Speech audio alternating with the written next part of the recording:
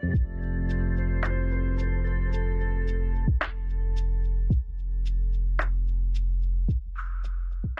is the first session of my talks. Thank you so much for coming. The idea for this small talks is a little bit of having a small audience. So at the end we will have questions. So if you want to ask questions about the conference, that's absolutely fine. But it's mostly about the people who are here today. Thank you to everyone who came involved. I'm going to introduce them very briefly. To my right is Jose Luis. He's a professor of law philosophy.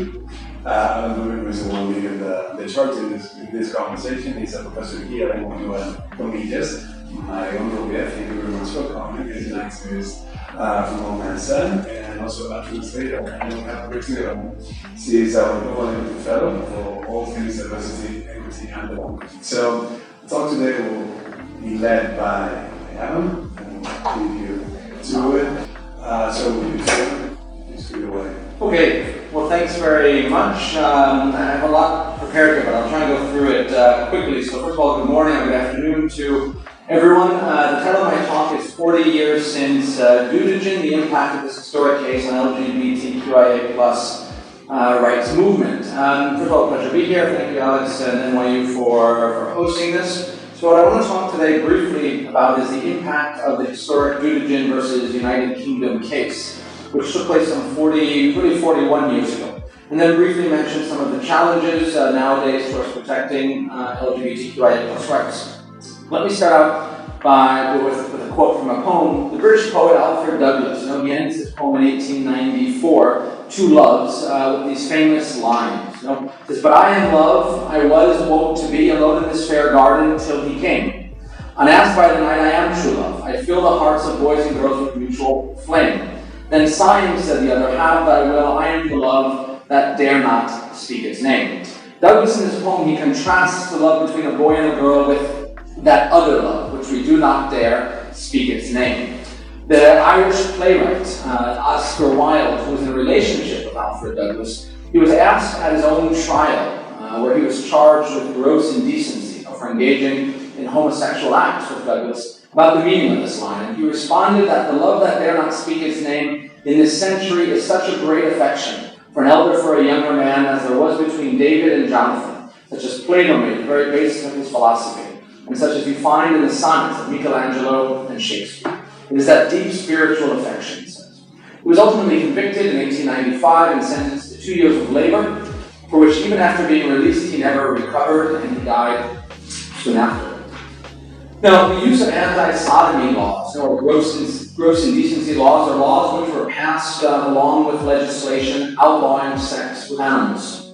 They were exported to much of the colonial world, from Africa to India to Latin America, and copied by countries such as the United States in 1885.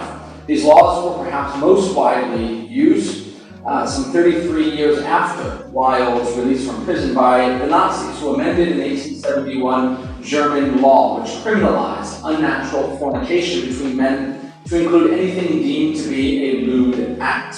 The expansion of terminology led to 50,000 convictions by the Nazis and many thousands more killed. Amongst those in prison was Heinz Hager, a survivor of concentration camps sent for being a homosexual, and the author of the book The Men with the Pink Triangle. Hager echoes in this book three important words, never mentioned by Wilde explicitly in his defense book, which became the basis of attempts to end these injurious anti-sodomy laws. And these words were, in private life, or what Alfred Douglas in his poem probably meant by alone in this fair garden. Fast forward to the 1970s in Northern Ireland, and we find Jeffrey Deuterogen, who has referred to himself and his friends as the woke of our time. Jeffrey and his friends, gay activists, were emboldened by the gay rights movement in the United States emerging from the Stonewall riots and commenced litigation against the United Kingdom for violations of their rights to private life under Article 8 of the European Convention, culminating in 1981 in the landmark case Deuterogen versus the United Kingdom at the European Court of Human Rights. The court found that the reasons given by the UK government to justify the anti-sodomy laws are not sufficient to justify the maintenance and force of the impugned legislation insofar it has a general effect of criminalizing private homosexual relations between males.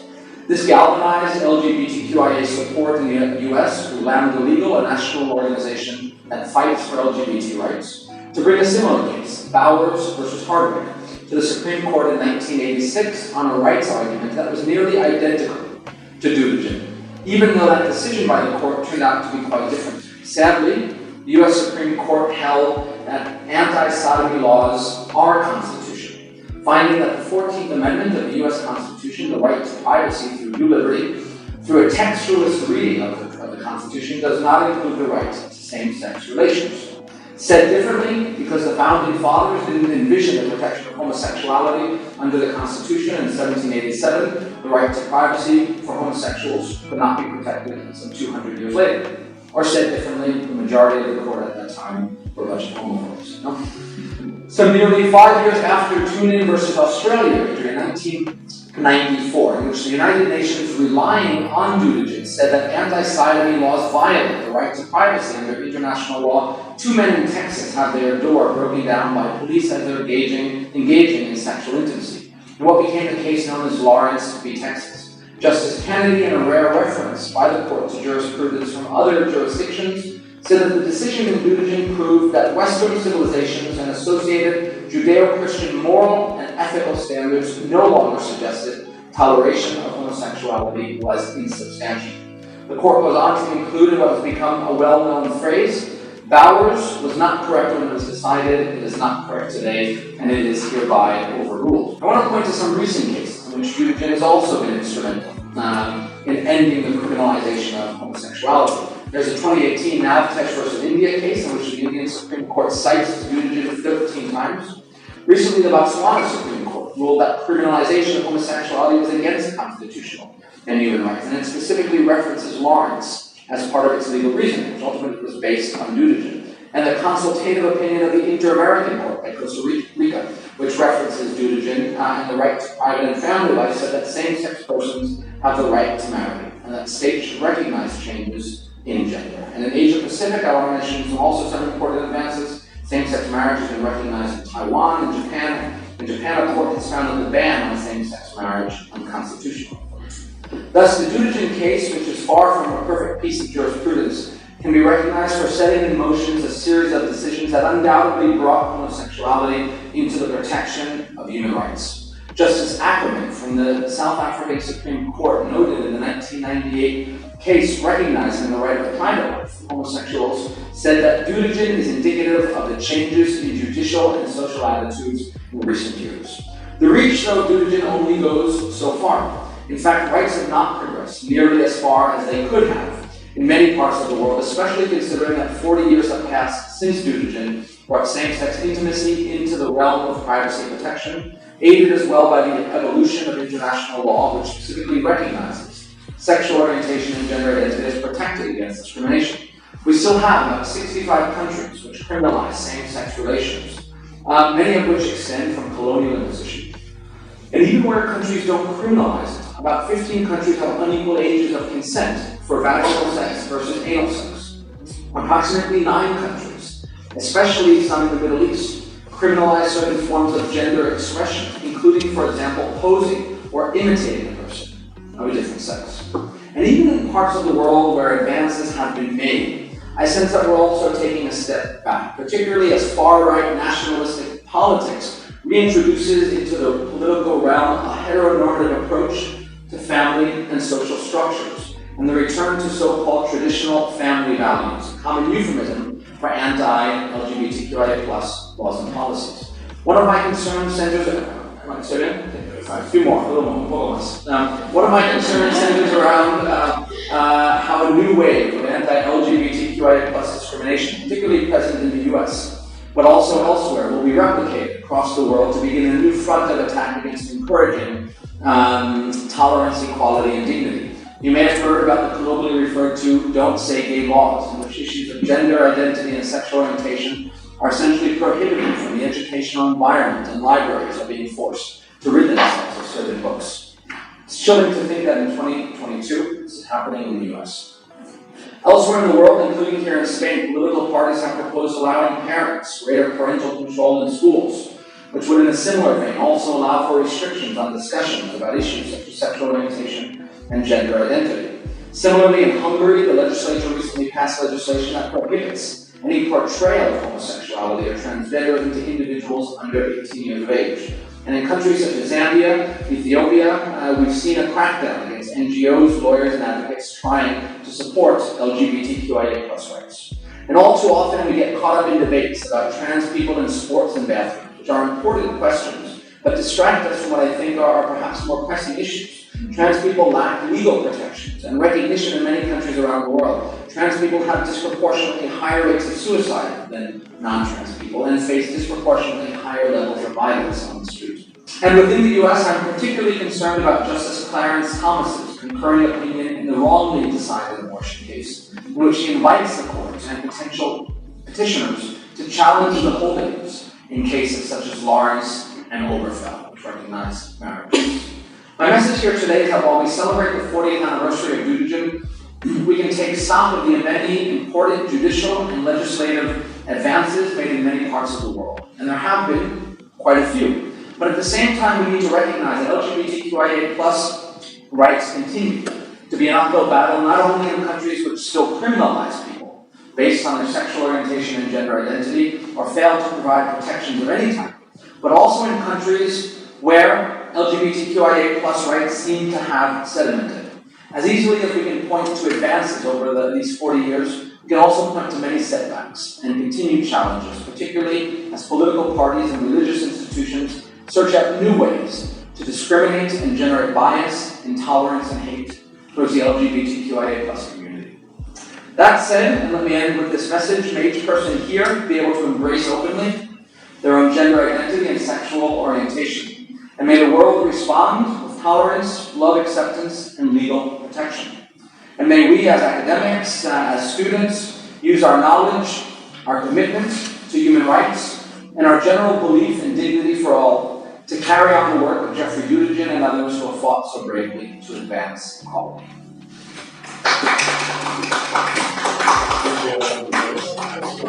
Fantastic. You sped through it, but it was beautiful. I want to take a time because it was heavy, and it's about here after so the table is complete. So in that sense, well, first of all, thank you very much for the invitation to New York University. I apologize for my English because I don't know if you are going to follow me. Well, when Alan invited me to participate in this conversation, after Adam's fantastic intervention, I'm going to do a more personal approach about how in Spain we have evolved from 100 years to nowadays. I was talking with Adam that in the Second Republic, that was before the Civil War, in this area, in one of these streets, there was a girls or women club where important writers, like for example, Elena Fortune, that is the author of very famous children's novels, met with another girls, with another woman, like for example, Carmen Azoret, that is the author of a very famous novel of the 40s, titled Nothing. And during the Second Republic, there was a life of freedom. The people were more open, and there was more freedom than that stopped, unfortunately, with the Civil War from 1956 to 1959. And of course, during the 40 years, almost 40 years of Franco's dictatorship. That was a dictatorship of fascists, and when homosexual people were in prison, in special prisons, like someone that was in Canary Islands, where they were aparted from the world, and this happens until after the democracy arrives. This happens because there was a law that I don't know how to translate, the law of lazy and bad people, ley de los migrantes. Bacon Street, I think it's called. Yeah, and after democracy arrived, there were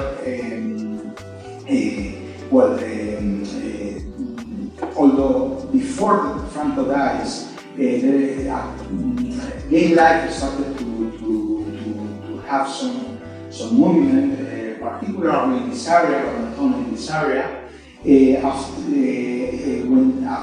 Until the democracy arrives, we didn't have enough freedom to express and enough freedom, because it was a crime that continued to be prosecuted in the crime code. Well, as I am, I think, the oldest in the room, that was also my experience. No? When I was born, I was born in 1977, so the situation in Spain was difficult. We don't have yet a constitution, a democratic constitution. And for example, I was born in a very conservative family, where homosexuality was seen as something wrong. But well, I accepted myself when I was 17 years old.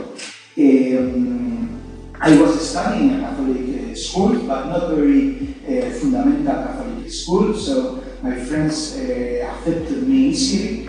And I started to know the gay ambient, or the gay atmosphere, the gay bars, the gay places that were in Madrid in the middle of the 90s, or a little before. No? And it was a completely different Madrid than you are now. No? You have to reimburse in the bars to enter. There were places where people live freedom, but inside the bar or inside the discourse, not outside. And the things started to change, and particularly I think in the district that we are now, it's important to mention one bookshop that is now is in Hortaleza Street, that is Bercana, that was the first daily business that was opened in Madrid as a gay bookshop, a gay and lesbian bookshop. It is still, you can go there if you want. It's in Hortaleza Street, very near where we are now. That, I think, when Bercana, that is the name of the bookshop, opened, the things started to change, because although there still were nightclubs for gay and lesbian people and so on,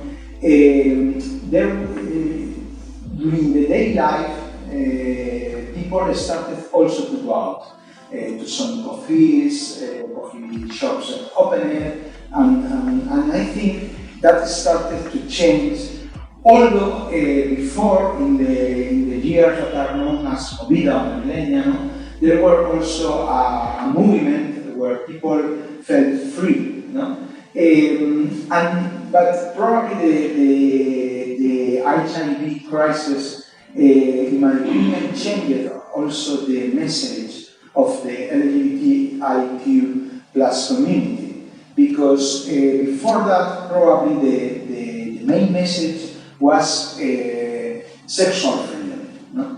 But from the crisis of the HIV, the message changed a little, and the vindication of gay marriage or same-sex marriage started to appear in the pride demonstrations, in the discourse, and in the public discussion about rights.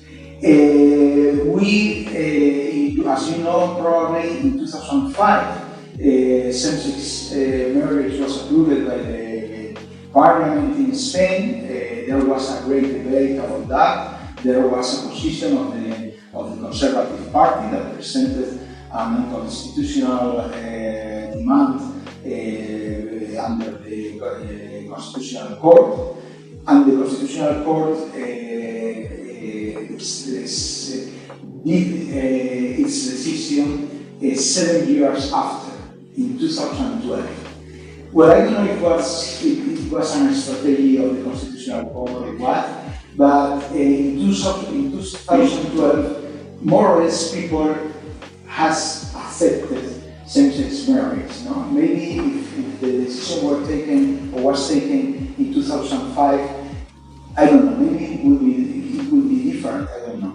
But people started to see quite normal, quite out of the debate, the same-sex marriage in Spain, and well, now in 3 years now we are going to have the 20th birthday of the law that approved same-sex marriage. I think that also the gay life in a city as Madrid, that is a big city, as you know, also evolved during these years. I remember, for example, in 2000s that before the economic crisis, that probably also affected to the gay business. Before the economic crisis, there were a lot of bars, discos. There were reviews and magazines. For some of them still are alive, like for example Shanghai, but other disappeared, like Zero Review, Zero Magazine. It was a moment that there were, for example, publishers that started to be interested in gay literature. And well, I think the situation changed. There was a lot of parties. I remember, for example, a very nice party that was called Plan Travesti, that was from 2004 to 2009, with live music, with some alternative music groups that went to play. And I think when the economic crisis of 2008 that affected more in Spain from 2010, 2011, I think the gay life changed a little. No? I think TV and, for example, Netflix series have helped a lot, because almost in all series there are LGBTIQ people. And this is, from my point of view, a positive element. But probably, however, other things have changed. Also, I have found inside the LGBTIQ community some types of discrimination because of if you are of some race, if you are feminine, or if you are fat, or something like that. And another, in my opinion, negative thing is that people today don't care for themselves about HIV. When I was young, I remember people that I met that some years after they died because AIDS. And we used to take care in our relationships. There were public campaigns of the central government, but also of the autonomous governments. But now these campaigns have disappeared. And although, of course, HIV now is a chronic disease, I think nowadays people do not care and many times maintain sex without protection and under the effect of drugs. No? And in our country, Spain is a big country, maybe there is not discrimination in big cities, although sometimes in the streets some attacks to LGBTQI community happen. But particularly, probably you are going to explain more in smaller cities, in smaller villages, the discrimination is still to be existing, and this is the vindication of rights is always a vindication that we cannot consider that this always get, because probably we can always we have to fight for rights continuously. Thank you.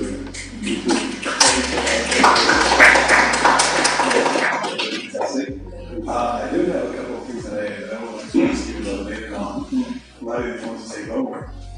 Okay. Hi, I'm Maria. I'm a translator 7 years now. We're from Almanza. It's a relatively small town in Albacete, what is called España Vacía, like empty Spain. And I'm an activist in a small LGBTQ group there, and I actively participate in all the events and things that we do there. And why? Because I moved here to Madrid when I was, I don't remember how. 23. Yeah, 23. Yeah.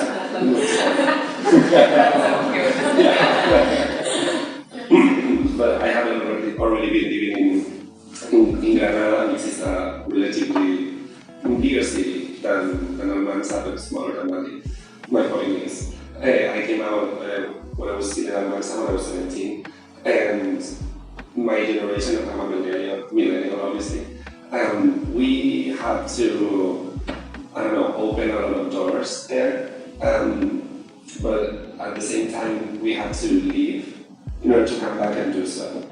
And we're fighting for people that still live there, younger people, that they don't have to go away. That's called exile. Like people choose to leave their hometowns and move to a bigger city to be who they are, to lead a visible life as a LGBT person. And when I came to Madrid, I loved it obviously, and you have to wake up with all the bars and all the events. So we were like, me and my friends back in Almanza. Not many of them live there anymore, but we try to make it work. We have this LGBTQ group, we meet on Zoom, we are constantly talking on the group chat, trying to make things happen. We every year we've been doing this for 5 years, I think, and I'm the one in charge of it. I'm scheduling talks in schools and high schools, and just to give some visibility from a very young age, and it's proven to be really, really good for the entire town in a way. Like little children, they go home and they talk about it with their parents, and I don't know, I think it's been very, very beneficial.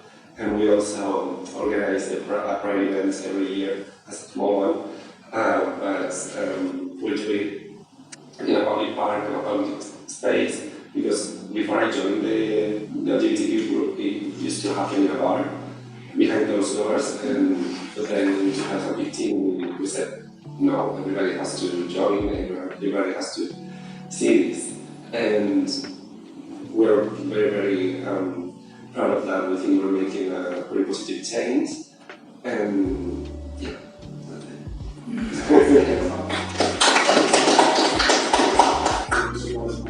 I'm getting rid of all the questions that I want to get on problem with you guys, but for you guys, if you want to expand this as well, I want to tell you from your own experience, your own livelihood, and just be. And I want to start off maybe with a question here that what do you feel is the biggest generational leap you feel? Because we've gone through, the opposite in the room. I'm sorry, but that was a mistake. It was the youngest, so in that sense, you've been able to gather the information about people that have gone before you. So maybe start off from there, your own personal experiences with generational leap.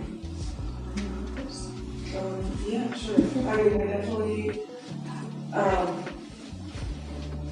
like a generational leap as opposed to like how sort of culture is changing, I guess is what you're saying? Kind of more or less how you perceive your experiences about the LGBTQ community, or perceive it from afar. How do you feel that their experience reflects on your experience? Yeah, I mean, I definitely think that like when Money was talking about that, they definitely opened a lot of doors that we now like get to enjoy. Like even the fact that there's all these bars that are open. I know I've done a little bit of research about New York City bars, specifically in Stonewall, and how before it was run by the mafia. Like it was very much run. It was never illegal. It was all illegal bars, and so it's opened a lot of doors. All the activism that's been done before, for us to even be able to go out to bars and be able to just enjoy being very openly gay and openly queer. So I think that's definitely something. It's really cool to see all the libraries, like the bookstores that you've been talking about. I definitely do want to check that out with the LGBTQ club we have here. And yeah, I think that's my experience. We've just definitely become more open. There's definitely stuff we have to work on, of course, in any place, but I think there's a lot of great things to celebrate as well. I think the biggest leap is that we're able to like sit down and talk about this. You know, I feel like that's very symbolic of like where we are going. Like as someone who's like part of this generation is really, like you were saying before about how the culture is really affecting people's like ability to even relate. Like as someone who I would say is a perceiver, although like I think I'm to a point where like it's not something that I think about, which in itself is a privilege, you know, like if I do, you know, have like what I like, or if I do have that, then it's not something that for me is big, but that comes from a place of privilege and knowing that I live in a society that allows that for me, which is huge. But I think also in my generation, I think when, you know, young members of the LGBTQ community, plus community, might find that when they don't have that acceptance, in today's time it's magnetized. So not to say that the struggle from back then was not any more present, it absolutely is, but today's time is very interesting because social media really, it almost like messes up with your own identity in a lot of ways. And so I think being open about this and also giving people like, almost like the tools to uniquely find their own place is like, I think the biggest thing. Because it's this is like one of those things that I feel like needs to grow, but it's not something where you could just take someone from the street and be like, tell me about your experience, how can I fix it? How can I make you feel more included? How can I make you feel better? It's something that's like, you kind of just have to leave little trails and allow them to kind of find their own place. And that's like when, part of like our role as Vocal Equity Fellows is that we focus a lot on like ITBE within the community. And when I was first interviewing, I don't know if you guys remember, I thought a lot about belonging and about what belonging meant. And that it's not just about fitting in. And even within the LGBT community, there's still, I feel like a lot of stereotypes is another thing that's also affected in the discriminated community. But then belonging is also about like giving people the ability to find their own unique place. It means like, yes, we are part of the LGBTQ community, but that doesn't mean that you have to fit into anything in here. It just means that you have space somewhere to belong, like somewhere, you know? And I think that in my generation, just seeing everything that's happening in the world, seeing how lost a lot of us are, which is the truth, I think the best thing is to really be able to have these conversations openly, even amongst like different generations, which is I've never, you know, I've never done study with my parents. So it's awesome that I think that, you know, anything we can do, even though obviously there's always room for improvement, but as long as we can have these conversations with each other, I think there is so much hope. So I'm sitting over here and I'm just but yeah, so I do think that there are some obstacles, but I think it's just about making it as just available and welcoming as possible, being a really welcoming community, which we have the resources, we have all of these social medias, we have websites, we have podcasts, conversations, and everything, so I think doing the best we can to make it open for everyone. But I think that the things are evolving or are changing in a positive way from my point of view. Now young people can express themselves more freely than I could when I was young, when I was a teenager. They have, as you say, more ways to communicate, more ways to stay in contact with people that feels like him or like her. So I think that is a good point. I invite that when I was a child or when I was young to have access to internet, for example, because internet didn't exist. So internet, I think, helped a lot people to stay connected and to because one of the feelings probably the LGBTQI community had in the past times is that when you discover yourself as gay, for example, in my case, you don't have any reference. You don't know anybody. And now, if a child, I don't know, sees Elite or watch Elite or watch any other series, say, well, I am not the only one. No, because in some moment, I felt like the only one. What is happening? Why everybody is different? Or at least nobody says nothing about this. No? So in that sense, I think we have evolved in a positive sense. I actually have a question for everyone, but like I also was thinking about like accessibility to like book, like you're talking about the bookshop and stuff. Like, how do you think also accessibility to research in that aspect and like open information has also kind of changed things? Because like just the fact that you can, you know, read maybe a biography or a biography of someone, that you can go to someone's blog and read about their experiences. Like, how do you think how has that changed since the time? I don't know what's take one. No. Yeah, I mean, certainly there is much more access to all that information, and people can read it on their own, which allows, obviously, through the internet, right? That's sort of privacy for those that want to keep their private lives separate. What I sense here in Madrid, or in Spain, is that within academia, particularly, for example, in our field, law, there's still certain taboos, lack of recognition around academic fields such as LGBT studies. It's still something you see amongst certain universities, amongst certain disciplines, but for instance, law is still a pretty conservative discipline here in Spain. When I compare it to the United States, for example, where I see academics much more openly, engaged, legal scholars, engaged in works on questions of law and sexuality. That is something, and I guess this goes a little bit away from your question, but that's something that I think is missing here in Madrid. Actually, Luis and I, we started what we think is the first ever class here in Spain at the law school on comparative LGBTQIA+ studies. It looks at jurisprudence across different geographies, and even when we started it, there was a little bit of concern. Would this be accepted? How would the school receive it? How would students receive it? Whereas I don't think so much in the United States that would really be a question. So I think in academia, at least in certain sectors of academia, there's still a slowness, in recognizing the intersectionality, of sexuality and gender identity studies with disciplines such as ours.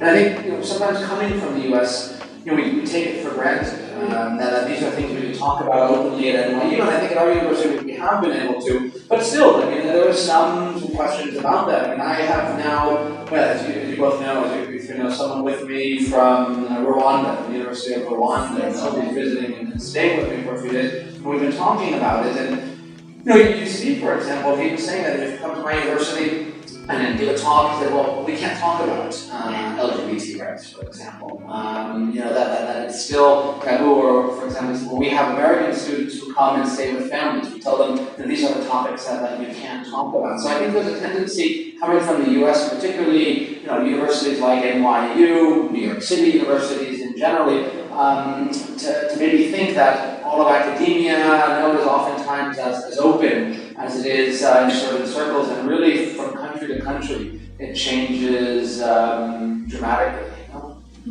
But also maybe even within the country, I wanted to send this one to Mario, like that idea of, as you were saying, having like this conception of what you can talk about and what you cannot. How did you start off that project, going to the schools? How it was first received? I say it was Spanish, it was. Surprisingly enough, I started calling all the schools, and they had no problem welcoming us. It had never been done because nobody ever tried. Because then we have very good relationships with the feminist groups in advance as well, and they were like shocked that we could go and give a talk about LGBTQ visibility in schools, and they were in charge, so I was just calling everyone, and they opened their doors immediately. And obviously, like I said, it was only the public schools and high schools, like the more Catholic ones, they wanted us to interview with the head of the school, and it was kind of difficult because we don't live there, so time is of the essence for us. So we've never been able to go into those schools, but we've never had any issue there in one time. I think it's been very, very positive, and they call us every year asking us to go back. And not even only in Almanza, like in the surrounding area, the small towns around, they also call us to go and talk about this kind of topics. Also, I want to say, since you said that the biggest leap generationally is social media, I think it's, for me, what moved me to start these talks was that I never received any information when I was there, and now I go and talk about it, and some of them, they've already heard about it on TikTok and stuff like that. Oh my god, that's TikTok is really changing. It's really useful, I think. Like, I'm really happy when they tell me, oh yes, I heard about this on TikTok, and they ask me questions, because for me, I find it very rewarding, because my perception is that they have a lot of questions and nobody is either able or equipped to give a good response. So they try to ask as many questions as they can in class, and it's really beautiful. But they know, because they can see everything on TikTok or Instagram or even on TV shows and Netflix. I think that's beautiful. That's changing. Can I just mention something? I don't know if you know this, but I just read about it in the news, but I think in New York City, in response to the laws, in many of the southern states, in terms of limiting access to books and discussions about LGBT, they started something, at least I think in the New York City public libraries and also perhaps in some of the schools, which was a program called Trans People Reading to Children. The idea there was to bring into the classroom, when it was time to read, people identified trans reading books related to, well, banned books, essentially, and that was a great initiative. Obviously, it was meant to be provocative, but it was, and I thought it was a great response to these southern laws that sought to eliminate any talk of sexual identity or gender orientation from the classroom. So maybe in apathetic. Yeah, that's a really good idea. Okay, guys, I'm gonna throw you one last question. I want you all to answer, because this is the last one before we wrap it up. We've been talking about landmarks. We've been talking a lot about things that happened in the past that define the movement space right now. I want to look into the future. Think about which landmarks are we still on the way to get. Which landmarks are we thinking that we should get in terms of representation, literally here. Think of which landmarks are ahead of the community. What do you mean by which landmarks? For instance, you mentioned a lot of the, for instance, from the law perspective, landmarks that have happened in the past that have been movement for it is today. Do you think that, for instance, what you mentioned before, and this idea of what landmarks, generally speaking, for the community are still ahead for us? What things are the ones that we should be looking forward to? You yourself, well, I think many things, no? For example, the recognition and integration of transsexual people is something that is not yet completely achieved. Also, all these other identities that you mentioned, no? Queer, asexual, pansexual, and so on, that they are starting to show themselves, but probably they are starting now. No? So some years ago it was unknown, and I think at least also in the United States, I don't know, but in Europe we are under the throat of the right, extreme right right-wing parties in Spain, for example. Vox, that is a neo-fascist party, is the third force in the parliament. Something similar happens in France, where Marie Le Pen is it was the second one in the last presidential elections. So in Europe, and particularly in some new parts of Europe, as you mentioned, like Hungary or Czech Republic and so on, I don't know. My concern is that increasingly, particularly with the growth of populism and the far-right parties, that is going to be the new war that needs to be stopped by international, regional human rights courts and by domestic courts. There's a clear limit where you can see that the collective dignity and non-discrimination prevail over justifications based on individual religious liberties. I also hope that we see in parts of the world, and I do think little by little it is happening, where laws, particularly these colonial-era laws, that continue to criminalize. I mean, we're not even talking about marriage, right, which internationally human rights law still is kind of a gray area, but we're talking about the criminalization of sexual intimacy, right, something as basic as being able, to engage in sex act and sexual intimacy, to love, is still criminalized, and it's hard to sort of fathom how that could exist, how people could still be persecuted. So my hope is that, over the next 10 years, or certainly sooner, though, to be realistic, little by little countries begin to strike down laws, such as India recently did, and Abtech judgments, and many other countries have done in recent years. So, and then certainly also echo all of what Jose Luis says about trans rights and so on. Yeah, for me, regarding Spain, I think it's time for us to pass the LGTB and lay plans, finally. That's still in the oven. And because of the rise of the far right, like it's right here. So we need to pass those laws immediately. And also, I think we, as a community, we need to give our full support to trans people, obviously. And also the elders, our elders, because of many factors, but the HIV crisis, we lost an entire generation there, but now we are seeing how LGBTQ people are growing older, and some of them have to go to daycare, and they have to get back in the closet in a way. And we need to also work for them, because we're all gonna be old one day. So that's something we need to work on. Yeah, I just want to echo everything you guys said as well. But I also think that, just specifically, I'm studying journalism, so I guess like the coverage of the LGBTQ community can sometimes be one-sided or can sometimes put people into boxes. And one thing that I definitely want to see is a lot more like well-rounded coverage that, I remember a family friend of mine who's a lesbian activist and lawyer also said that it's people's stories that change their hearts and minds or something. It's people's stories that change people's hearts and minds. So I think just getting more well-rounded stories of the LGBT community, happy stories, like, just queer joy, and then also, stories, especially trans women of color, like that, more well-rounded coverage of many different groups, the diversity within the LGBTQ community, intersectionality. I definitely want to see more of that in the future.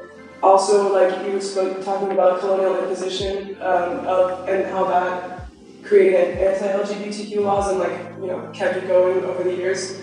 I guess I don't know what this would look like, but certain countries taking responsibility for their role in these laws that are now in countries that came from the colonialism and their lack of taking responsibility for that. Everything. Everything was perfectly said, and I'm really passionate. Through time, I'm like children. Like children, have always been something that I've been very fascinated by.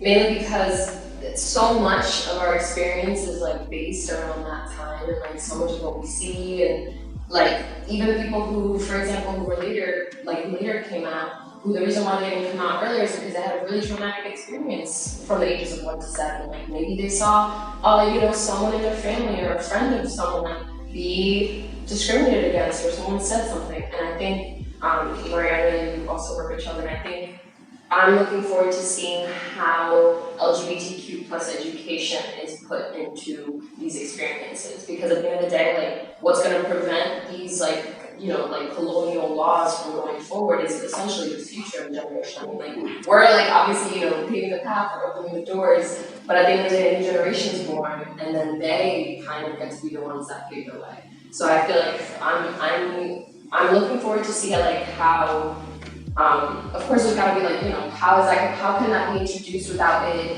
interrupting? And that's also another thing that a lot of parents, for example, are preventing their own children from even learning these things, because they themselves have inaccurate information about how a child's brain works. It's not gonna turn them, or it's not gonna do anything, that's not how it works. But again, it's a lack of information. So I'm excited to see how children, how they can play a role in this, and how they can absorb this information and then also carry it forward in a better way.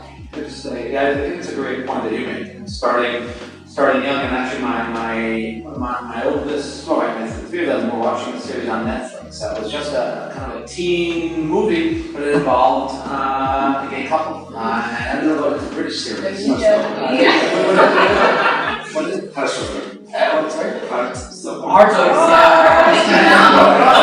It was so nice to see that. But that also, education starts at the youngest ages. If I could just quickly, my oldest son, who is 11, he goes to a public school here in Madrid, and they had someone, a representative from the government of Madrid, come into class, and they were talking about rights and equality and so on, and they were talking about this and that. He said to the woman, well, what about LGBT rights? And she responded, well, we don't need to talk about that in this class. And then he responded, well, he said, could you tell me whether abortion is a human right? She said, well, we don't need to talk about that either. I ended up going and talking to the principal about it, I think he did lodge a formal complaint with the government, but I think that issues, for example, LGBT rights can't be spoken about. I get this from one person who came in, and I don't think it's representative of the public school system here, to be honest, because there have been open conversations, But that governments need to ensure that these issues are talked about, that equality is discussed, and that an inclusive environment is not created when you get to a university, but an inclusive environment starts at 11, 10, 9, 8, 7, 6, however many years of age, and as you said, and that is where we ultimately create a movement towards greater equality that spreads our communities, but also worldwide. And kids nowadays are so smart. I have a 5-year-old sister, and sometimes I'm like, how do you know so much? And you gotta stop treating children like they don't know things, because at the end of the day, we were all children at some point, which means that they clearly matter, and they matter a lot. So, yeah. Absolutely, I think there's a key. What about you? Yeah, you can answer. But thank you for giving me a chance to at least say that. Now, thank you all for coming here. I think the key of this talk is basically to have a conversation with people that have the conversation happening and going, and to really stick out between the relations and between different classes and people. And this was the first session of my talks. This was the first time that we've done this. So thank you so much for everyone that came in. And we'll see you later. Thank you.